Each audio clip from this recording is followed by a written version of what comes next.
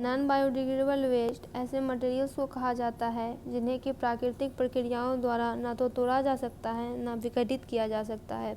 ये सब्सटेंस पर्यावरण में बड़े लंबे समय तक बने रहते हैं, जिसके कारण कि पर्यावरण में पॉल्यूशन भी होता है और इकोसिस्टम को नुकसान भी पहुंचता है। इसके अगर एग्जांपल की बात करें तो हो जाएगा प्लास्टिक्स में bags, bottles, containers, packaging material. Metals की बात करें तो aluminium cans, tin cans, metal scraps. Glass की बात करें तो bottles, jars, broken glass. Synthetic material में आ जाएगा rubber, polyester, nylon. E waste में आ जाएगा तो डिस्कार्डेड इलेक्ट्रॉनिक डिवाइसेस जैसे कि कंप्यूटर, मोबाइल फ़ोन और बैटरीज।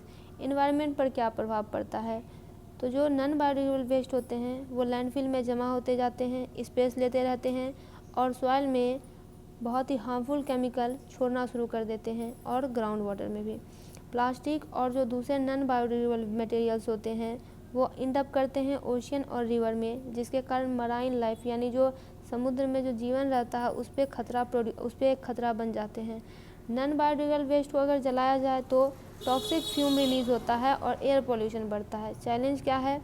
तो ये एक चुनौती है, इस वेस्ट को मैनेज करना एक चुनौती है क्योंकि ये इन्वायरमेंट में परसिस्ट करता है। रिसाइकलिंग और प्रॉपर डिस्पोजल मेथड बहुत ही नेसेसरी है ताकि इन्वायरमेंट पे इसके प्रभाव को कम से कम किया जा सके। सॉल्यूशन क्या है? तो रिसाइकलिंग। बहुत सारे नॉन बायोडिग्रेडेबल मटेरियल को रिसाइकल किया जा सकता है, नए प्रोडक्ट बनाए जा सकते हैं। प्रॉपर डिस्पोजल यानी जो ई वेस्ट और हजार्डस मटेरियल होते हैं उन्हें ऐसी फैसिलिटी से डिस्पोज किया जाना चाहिए ताकि इन्वायरमेंट में कम से कम प्रदूषण हो और इसका यूज़ भी कम किया जाना चाहिए। यानी प्लास्टिक के यूज़ को एकदम लिमिट लगा देना चाहिए। और फिर है कि अवेयरनेस और एजुकेशन भी इसमें बहुत इंपॉर्टेंट रोल निभा सकते हैं।